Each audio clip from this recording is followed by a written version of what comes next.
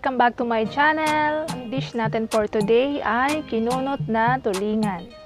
Yes, tulingan ang gagamitin natin na isda para sa kinunot kasi wala lang, para maiba lang.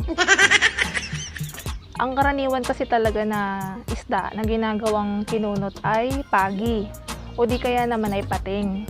Pero dahil nga tulingan yung dala ng asawa ko kanina pag uwi niya, so nag-request siya na magluto raw ako ng kinunot gamit yung tulingan na dala niya.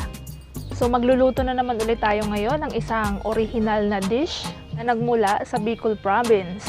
So mga Bicolano pala yung nakadiscover ng kinunot, no? Ang ibig sabihin para ng kinunot ay hinimay. And then niluto siya sa coconut milk. Siyempre hindi mawawala yung sili sa mga pagkain ng Oragon. Nung bago pa lang yung channel ko, unang-unang video na in-upload ko ay yung kinunot na manok. Kaya kung gusto ninyong mapanood yung video na yon, ilalagay ko ang link sa aking description box. Masarap din siya. Alam niyo naman tayo mga Pinoy, natural talent natin yung mag-improvise ng recipe na mas masarap kumpara dun sa original na recipe. Yung mga simpleng luto lang, mas napapasarap pa natin. Kung may time kayo, panoorin nyo yung video ko na kinunot na manok. Ang kumpletong list of ingredients ng ating kinunot na tulingan ngayon ay makikita nyo sa aking description box below. So, let's start!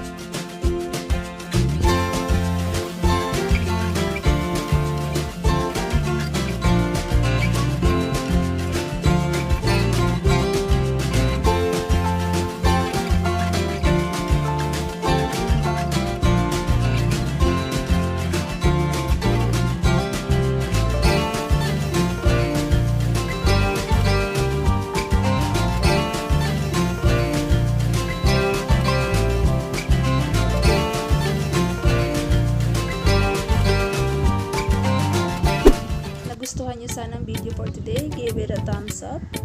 And share nyo na rin ang aking video. At sa mga bago pa lang na nakakapanood sa aking channel, mag-subscribe na kayo and click that like and share button. Isama nyo na rin ang aking notification bell para naman lagi kayong updated sa tuwing mag-upload ako ng bagong videos ko. Also visit my playlist section. Meron ako dyang tipid ulam ideas, snack ideas, at pulutan ideas. And kung meron kayong mga recipe na gusto niyo sa akin i-share at makita na iluto ko sa aking channel at i-upload ko siya, mag-comment lang kayo sa aking comment section and isa-isa ko siyang babasahin. And kung kaya ng powers ko na lutuin siya, itatry ko po ang best ko at i-upload ko siya sa aking channel. See you again on my next video. Like, share, and subscribe to my YouTube channel and also click that notification bell para lagi kayong updated sa tuwing nag-upload ako ng bagong videos ko. Bye!